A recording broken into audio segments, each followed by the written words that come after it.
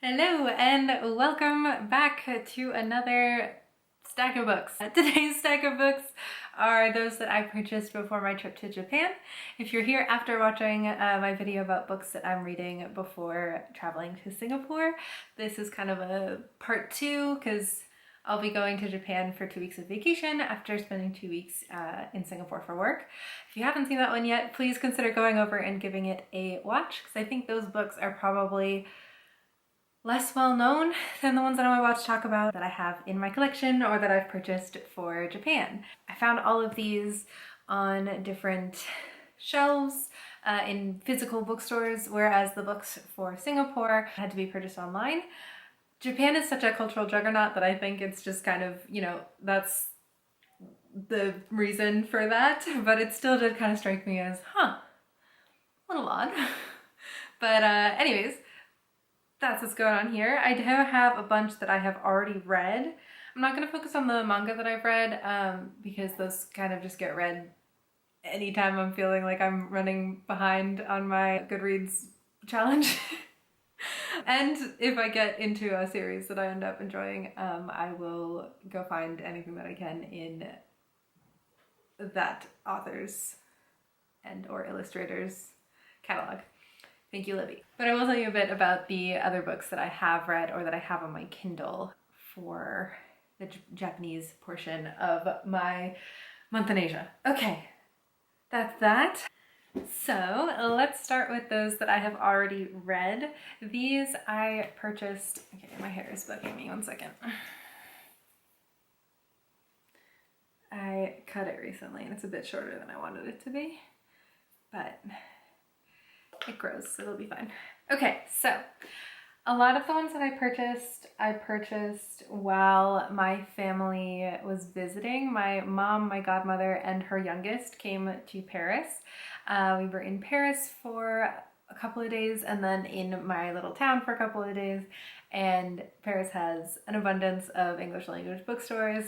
I had my little list of authors and titles that I wanted to purchase and that I wanted to read before / while being in Japan, and didn't have the best luck in terms of finding what I was looking for, but there was a whole bunch of others that grabbed my attention while I was there, either by the same author or that just kind of like jumped off the shelves.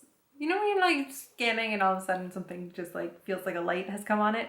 That happened a couple times. These are the ones that I've already read.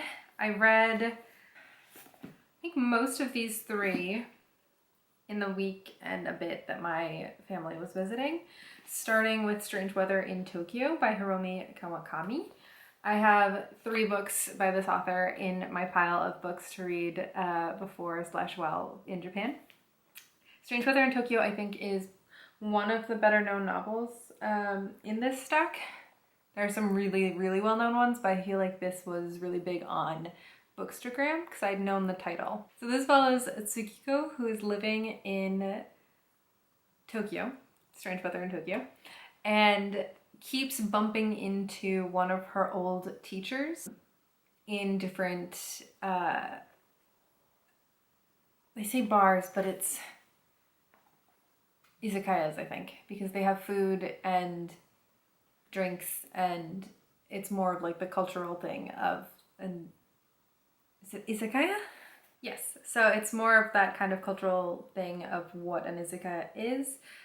It is literally made up of 3 kanji with the meaning in order, stay, drink, place. So it's a spot to grab a drink, settle in, and get comfortable, says gotokyo.org. So I think it's more casual, informal, and populated after work primarily. So in her neighborhood, she keeps bumping into her old Japanese teacher, who she calls sensei throughout the entire book. And it's very slow burn, but it is a romance. So there's that kind of feeling of, like, I don't love a teacher-student romance, I'm not gonna lie, but I think that this is the best possible way it could be handled because it is so slow burn. And it's not like she had a crush on him when she was in school. It's just adults who keep bumping into each other. And yes, there's a big age difference, but it's never really addressed. I don't know, there's something so charming about this book, even though I disagree with a teacher-student romance as a whole, like as an idea. I still really thoroughly enjoyed this book. So make of that what you will. The version that I have also has a companion story included at the end called Parade, and there's something like almost meditative about it because they are just kind of going through the motions but finding meaning of it at the end. In any case, I thoroughly recommend this, and I'm really glad that I did pick up other books by this author. Speaking of which, this little volume, People from My Neighborhood, again by Hiromi Kawakami, could not be more different from Strange Weather in Tokyo. This is so weird and I loved it so much. Because of the way that Strange Weather in Tokyo is rooted really in like the real and the almost loneliness of living by yourself in a big city, and lots of just very, very realistic elements. I was expecting that to be this case. With the title People from My Neighborhood, I was like, oh, okay, this is probably, you know, made up of those stories that you tell when you're meeting new people at college, or as you make new acquaintances at work, or whatever the case may be. Those kind of stories that are almost universal, even though the place settings and individual people are obviously very different. Like, there's just that sense of, like, you know, stories that everyone has, stories that make sense. This is not at all what is going on in this book. This book is just off the wall. It is so charming still, but so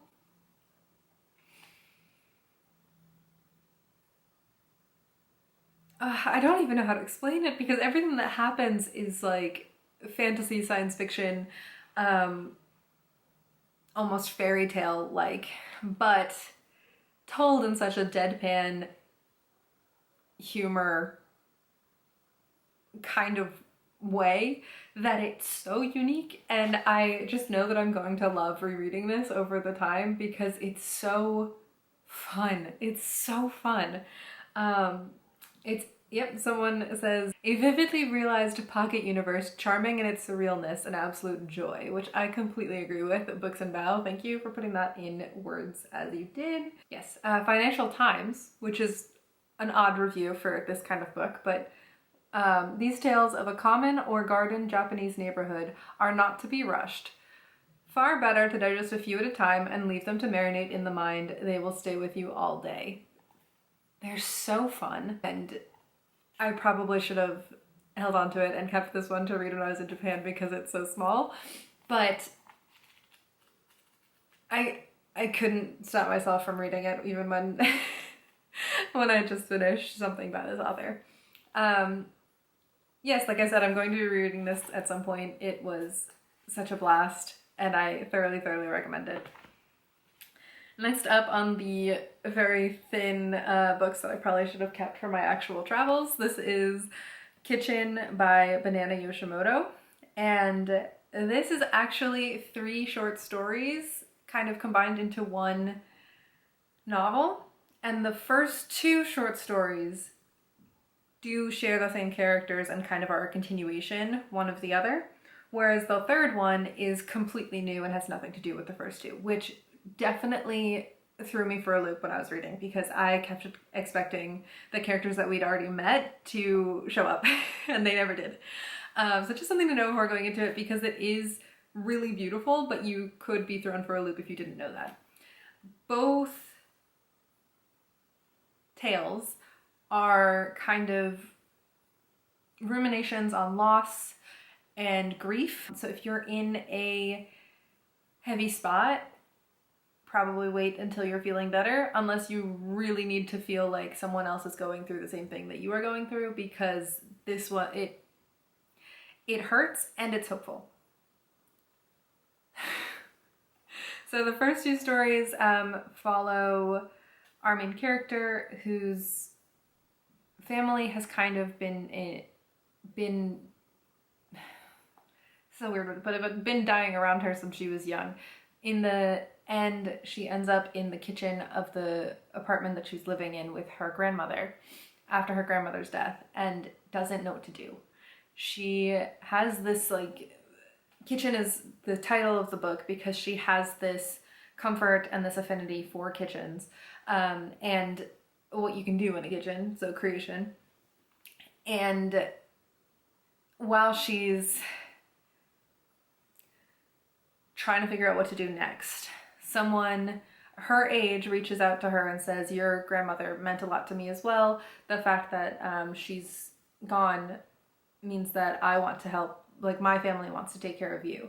So she moves in with this boy and his mother, who is trans. And the language used in this is very outdated because it was first published in 1987. So just something to be aware of. She is, like, they call her mother and she's clearly a woman, and there's no like insidious way of disregarding the way that she lives. So there's nothing, I don't think, too triggering unless the actual language used, because again, it is outdated, could be triggering. Just something to be aware of. And then in the second book,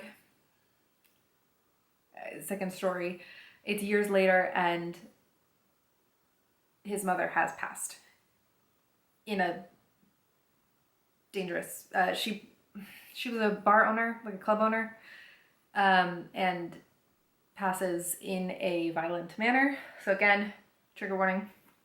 But now this is kind of like the original grief that we see in the first story turned on its head, because it's the comforter who now is in need of comfort but can't really accept it.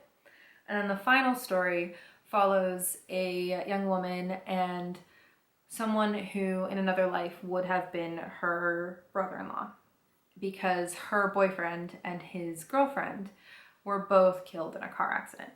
And the ways that they're dealing with their grief is very different, and the way that they kind of find closure is very magical, like magical realism. And it was a departure from the first two stories, which again were like I was just saying with the Kawakami books. The first two are more rooted in reality, whereas the third story in Kitchen is that kind of more magical, almost fairy tale elements of overcoming grief. I would highly recommend it. It is a very slim little tome of 150 pages, and it's beautifully written, beautifully translated. The characters very much feel real and get my heartstrings. So these next two, neither of them were on my list. These are ones that jumped off the shelves at me as I was looking for another novel that didn't end up finding. But I figured, why not have some historical fiction, but detective stories. I'm not the biggest fan of historical fiction as it stands just on its own, but when it's mixed with something else like a detective story, I love it. I read The Tattoo Murder by Akimitsu Takagi first, which is a classic Japanese locked room mystery, as it says on the front. I wish that this is all the information I had before going in, because the story that's described on the back of this novel is a much tighter, much faster paced, plot driven version of the novel that I read. Unfortunately, this one really didn't do it for me. This novel takes place in 1947 in Tokyo. It was definitely interesting to see from the eyes of the main characters how they felt about the American soldiers who were still kind of heavy on the ground, and also see through the eyes of someone who is outside of the tattoo community in Tokyo at the time, as he kind of becomes introduced to the people who were getting these traditional full body tattoos with these Japanese mythology, mythological stories incorporated. So he was definitely a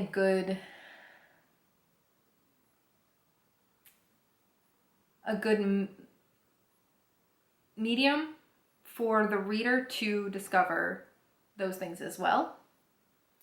However, Here's where we're gonna, you know, start getting into why I didn't like it so much. We're in the head of a man in 1947, and I don't appreciate the way he talks about our future murder victim, who he sleeps with, and then doesn't disclose that he had slept with her to his brother, who is the policeman investigating her murder, or eventually his friend, who is called the Kid Genius or something of those lines, who ends up boy detective Kyosuke Kamizu, who ends up being pulled in order to help with the case because they're really stumped by this locked room element. So I wish that Kamizu was brought in earlier, the way that it's implied he is on the back of this novel, because he's very interesting as a character and is much more mysterious because we're not in his head the way we are with our main character. So essentially I kind of saw it as a Watson and Holmes dynamic. We have our main character who's the one chronicling this and made some iffy decisions that Watson would never, but what can you say? And then we have the genius guy who comes in and actually figures out how everything happens and has those moments where he, you know, brings all the people involved together into a room and walks it out. So if you enjoy that in traditional fiction detective novels, we got a bunch of those. Yeah, that's kind of where I am with it. Detective really isn't introduced until the last third of the novel. The boy detective, the genius guy who was supposed to fix everything, he wasn't really introduced until the end. Pacing just felt off to me as a result. You know, not even engaging with the way that our chronicler chronicles women, which just very much felt like the worst versions of men writing women. So there you go. It was a locked room mystery. So like I can definitely admire the craftsmanship of the actual story and the twists and turns that were taken, while still not having really enjoyed the overall what was given.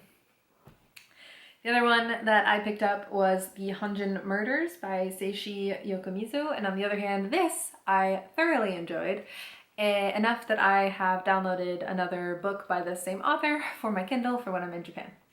It's very short as well. The pacing was much snappier. We get our genius detective introduced when he's supposed to be introduced. I didn't love the actual reason that the murder had taken place, but I can get over that, as, you know, murders are done for any kind of stupid reason. It doesn't necessarily need to be something I agree with, because I'm never going to be in that position where I'm going to murder someone. So it's a moot point. This is also one that takes place earlier. So it's a historical novel. It takes place in 1937, and the murder takes place the night of a wedding for one of these fancy families. They were the owners of an inn that during olden times was the only inn in the area that was set up to welcome those of higher status and or royal status.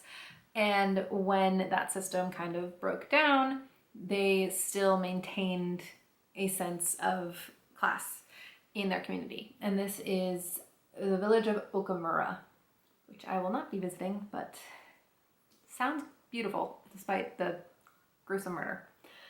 And this is the first in a series with the amateur detective Kosuke Kindaichi.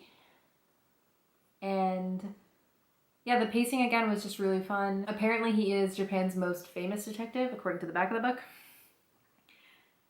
And all told, I was a big fan. I think I read the first half of the book in one sitting when I'd just been planning to like read a chapter or two before going to bed.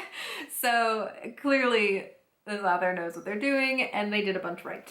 to publish this novel. Big fan.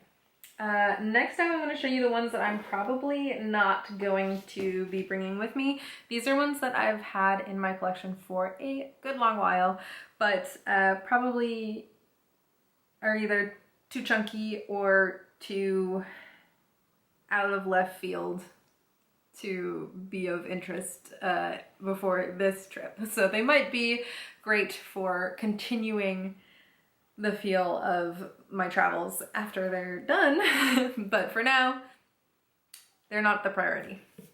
That includes Paprika by Yasutaka Tsutsui. This is science fiction of the dream-stealing variety. I have started it a couple times, but haven't gotten very far each time. I think I really just need to be in a very specific mood in order to read this one. But I'm still excited about it, even after having it. I don't even know when I purchased this. It says I got it at the Strand bookstore. Did I? Or did I buy it secondhand? In either case, I've had this for a very long time. But it's made its way to France, and I will read it after coming home from Japan. This one is a very small little tome, but it is translated into French because I picked it up at the Little Free Library in my town. And it's called L'été après la guerre, so The Summer After the War, by Kazuo Ishiguro. That was a French accent on the Japanese name, which is, whoops, Kazuo Ishiguro. And this, I think, is the author's actual thoughts, so it is nonfiction. After the war, so after World War II. So definitely something of interest. That's kind of been a running theme throughout the historical fiction novels that I have, which you've probably heard of if you've seen the video of my Singapore books, that World War II is definitely a pain point when it comes to world history, for sure, but especially with the bombs in Japan and the invasion in other Asian countries. So in Singapore, for example, I have one of the books that is focusing on the women who were kidnapped into essentially sexual slavery and the impact that that has on the women and their communities going forward. So it's definitely going to be present in a lot of the historical fiction novels throughout the area, and even in, you know, in France and in the US, we have plenty of historical fiction novels that take place in World War II. It's always interesting to get a first-hand account of someone who is ruminating on it, especially for if it's just the summer after the war ended, where those things are probably still very fresh and still the horrors of war are just over, so you haven't really had a lot of time to deal with them. Again, this is all just me thinking, and I haven't actually, there's no back to it, so I haven't actually read much about this book, but I figured I would grab it. I think he actually writes this book in English, something that I need more information on before diving into it, but it's in French, and I'm not in the mood to read it French right now. Next up, we have a Murakami, A Wild Sheep Chase. It says 3D glasses included, but I got this secondhand, so if they really did come with 3D glasses, that is very funny. So I have had relatively good experiences with Haruki Murakami. I think my favorite of his works is actually his nonfiction work about the sarin attacks in the Tokyo Metro. So that was very fascinating. If you want to read that, I would highly recommend it. This one, I don't think I know too much about it, but on the back I see a man leading an aimless wife and his girlfriend with perfectly formed ears. So that's something. If I'm remembering right from another Murakami I read, I didn't love how he writes the relationships between men and women, but I'm willing to give it another shot. So, A Wild Sheep Chase. There we go. And then lastly, and the ones that I'm probably not going to read before I go or bring with me when I'm there, is Pachinko by Min Jin Lee. And this is the story, I don't even know if I need to tell you because this book is everywhere.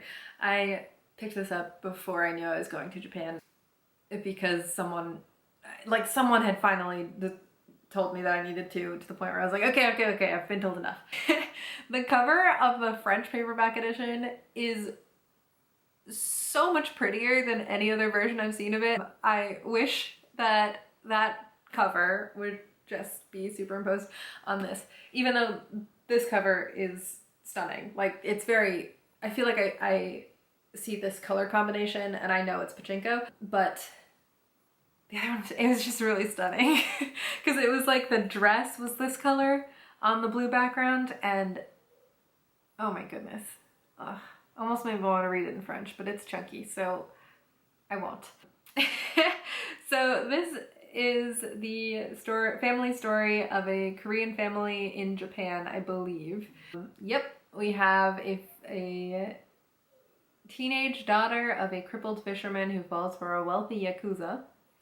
And then I think it follows her family line from moving from Korea to Japan and the different decisions that she makes and how it affects her family going forward.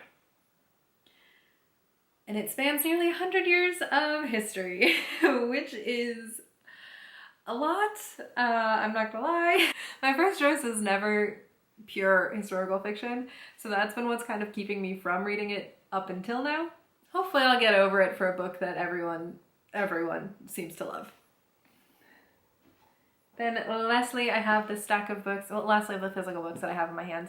I have this stack of books that I plan to read while I'm in Japan. I think I do also have 2 more novels on my bed. One second. Okay, change of plans. I had 3 more books on my bed, and these are books that I'm not going to prioritize because I think I messed up in buying them. I had just done a search on, I think, DuckDuckGo, so I'm trying to do that thing where I don't use the ones that advertise to you nonstop in order to search for things that are objectively better than other things. I saw someone write about this and say that their wife had been doing it for years, and the things that they find through searching for things outside of search engines like Google end up being better quality and sometimes less expensive because they're not using their budgeting marketing money to do like huge pushes on search engine optimization. But in doing so, I think I just stumbled across this random like white guy who wished that he did what these authors did and like moved to Japan and lived in Japan and made writing about Japan their way of continuing to live in Japan. So I'm not sure that these are the most authentically Japanese novels I could be picking up, and also I have gotten some weird vibes from them so far. Without further ado, the guy, I don't remember what blog post or some other post I found that mentioned these, but he seemed to really like Ian Buruma, who has written these 2 novels, or nonfiction accounts. The first is A Japanese Mirror, Heroes and Villains of Japanese Culture. And the second is Tokyo Romance, a memoir.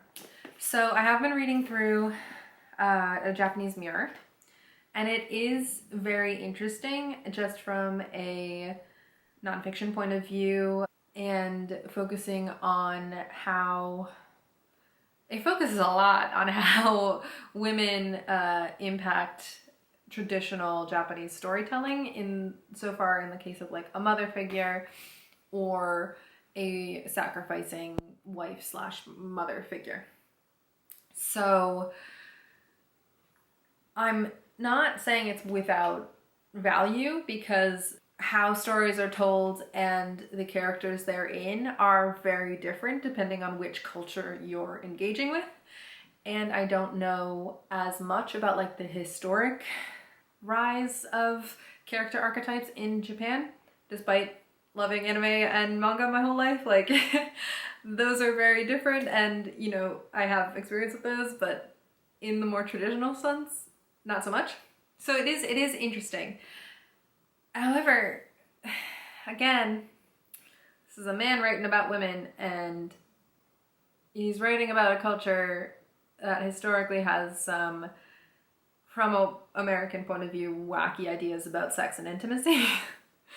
So, and he seems to really enjoy focusing on those things that are more shocking to a Western audience, and like really narrowing in on them. So I haven't, like, I'm interested in it to know the information. I don't necessarily love the way that the information is conveyed. And then I haven't started reading his memoir yet because I'm not sure if the way that it is written is going to be the same as that book or if it is going to be different. But this is Tokyo. He arrived as a young film student in 1975, finding a feverish and surreal metropolis in the midst of an economic boom where everything seemed new and history only remained in fragments. It's a coming-of-age story in Tokyo in 1975.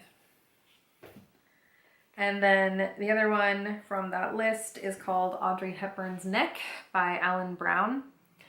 And we are following a Japanese student who is taking English language classes and wants an American girlfriend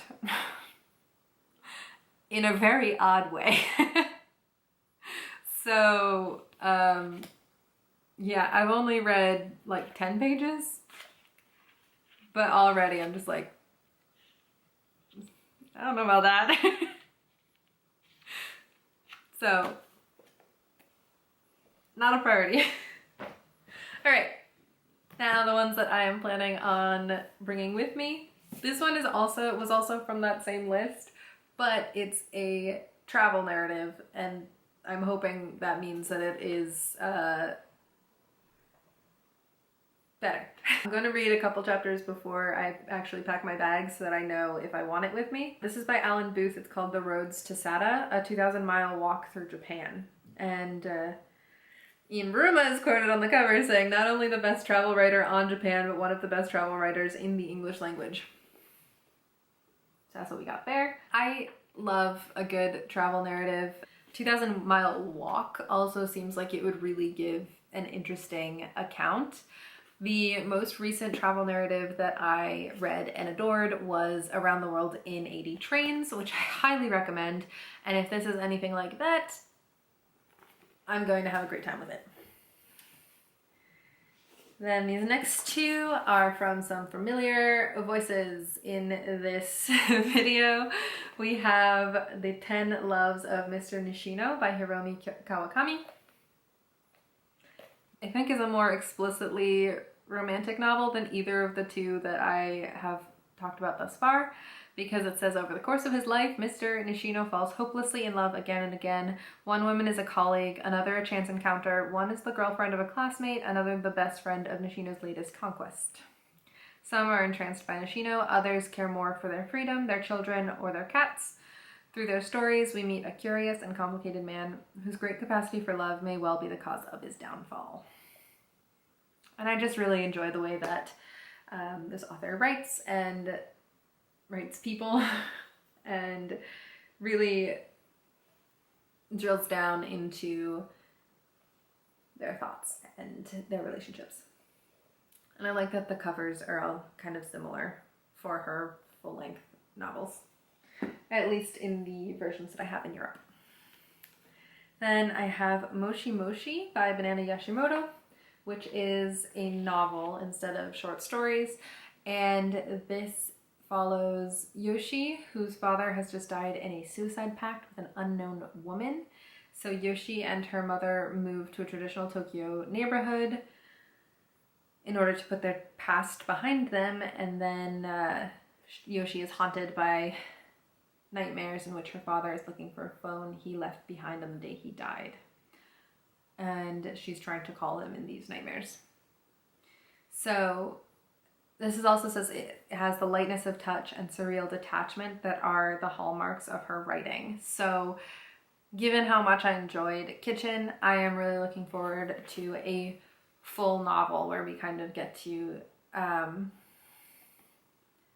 live in the minds of Banana Yoshimoto's main characters. And again, I really love the cover of this one. And then lastly, I am so excited for this. So this is called The Tale of Genji, and it is the authentic first translation of the world's earliest novel. Written centuries before the time of Shakespeare and even Chaucer, it marks the birth of the novel. And that sounds fascinating to me. So the author, Lady Murasaki Shikibu, was born in 978, which is so long ago. And her ability with writing was so celebrated and so recognized that she was kind of adopted into the entourage of one of the empresses, Empress Akiko, who really valued a woman who was a master of writing. And from what I've heard about this online, the way that this master writer writes and the way she tells her stories really influenced Japanese literature throughout history and to the modern day. So I am fascinated about this and really excited to dive in and get this view of history, but from the perspective of someone who was alive at the time. I think in my mind, there's a clear distinction between like historical fiction written from a modern perspective or written by a author of today, and fiction that we now consider historical, but was contemporary at the time. And this is very much the latter. And yeah, I think it's so cool that this exists and that I can read it in English. Okay, Kindle. When I was at Shakespeare & Co., I really wanted to get my hands on How Kyoto Breaks Your Heart, because I'm going to Kyoto. And this is a collection of, I think, poems and or short stories by, what is your name, please? Florentina Lowe, is how I believe you would say that. And it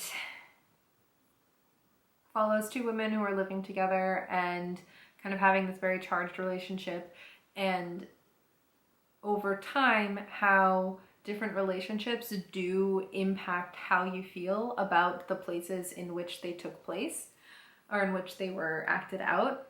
So How Kyoto Breaks Your Heart isn't necessarily about while you're there it breaks your heart, but after you've left and how you remember a place, from what I've heard. And I looked for this in multiple places because online it said that it was available. I even asked the bookseller if it was available. They said yes, and I went back and looked again. And it wasn't in the fiction section. It wasn't in the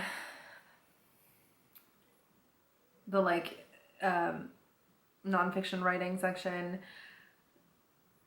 When I went to pay for the books, I ended up asking again, and she was like, "Oh no, it's in travel." And then she went and looked, and it wasn't in travel. So I tried everywhere, but the booksellers I spoke with were like, "Oh yeah, I really want to read that one." So I was like, okay, I have to get it. So I bought it on Amazon. I had some Amazon money from this app that I use called Paceline, which if you have an Apple Watch and move more than 50 active minutes in a week, hit me up. I'll send you the link. We both get Amazon money as a result, and I can buy more Kindle books. And so can you. I have a bunch of random books that were just available on Libby when I did this. One is called Death by Water by Kenzaburo Oe, who was on my list of authors that I should be checking out for sure. One is called Every Human Intention, Japan in the New Century by Dreux Richard, D-R-E-U-X. That sounds mighty French, sir. Then we have Yokohama Yankee by Leslie Helm, which is from a family living in Japan before a lot of foreigners did so. So that's why they're the Yankees, because they were very different. than their Japanese neighbors. Yes, it's my family's 5 generations as outsiders in Japan is the subtitle. And then I have The Japanese Mind, which is understanding contemporary Japanese culture. So a nonfiction book that is going to tell me more about Japanese culture. Definitely seems like something I should have on hand.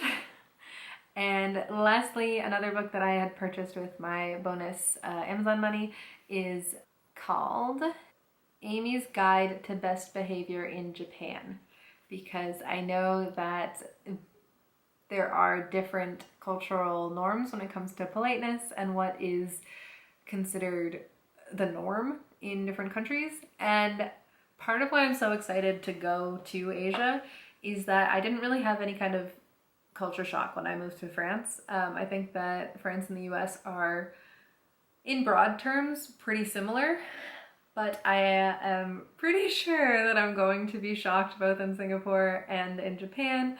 I know from people who've been there that just how much cleaner it is in both places is very shocking for people coming from the Western world, and that's just on like a first impressions kind of thing. The bustling, the amount of people in Tokyo, I'm sure is going to be very shocking, but I want to be as considerate of a visitor as I possibly can be. So this little book was written by someone who I believe is married to a Japanese person and has been living in Japan for a really long time. So it was both from their expat friends and from Japanese friends that they collected these kinds of things that you should be aware of as someone coming from a different culture, and how to be, you know, the most polite and the best visitor that you can be. And it's a really interesting book. The way that it's written, in addition to just like the tips and tricks and like things that you should know, I had a really good time reading that. And I highlighted a bunch of things so that I can, you know, touch back to it when I'm in Japan, for like useful phrases, and also down to like how to correctly purify yourself and pray if you go to any of the temples.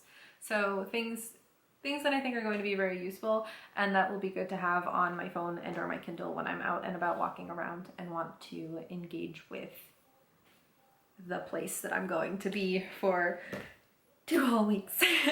So the reason that I'm able to go for 2 weeks is this weird quirk of French working culture, where if you work full-time in France, you are legally required to take 2 weeks off together during a period between, I believe it's May and October. Most people take them off and end up taking an entire month off in either July or August, but this year I'm taking it off early, and I'm going after my trip to Singapore. So I'll be in Japan for 2 weeks in June, which is going to probably be a very hot and muggy time to be there, but I've wanted to go to Japan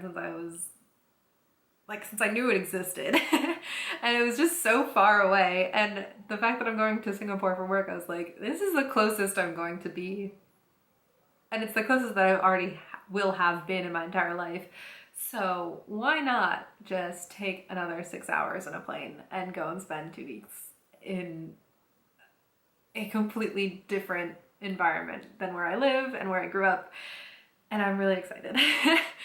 So yeah, if you have any suggestions for Tokyo, Osaka, or Kyoto, because I'm just doing big cities this time. Hopefully next time I get sent to Singapore, I can either go to Japan again or other places around Asia, because like I said, I haven't been lucky enough to go before now, and I am so incredibly blessed and unironically feeling thus. Yeah, so if you have any advice for those cities or for any more books by Japanese authors set in those cities, would be pretty stellar. Don't hesitate to let me know in the comments. If you like this video, please give it a like, hit the subscribe button, all the YouTubey things. And in any case, I will see you in another video hopefully soon. Bye!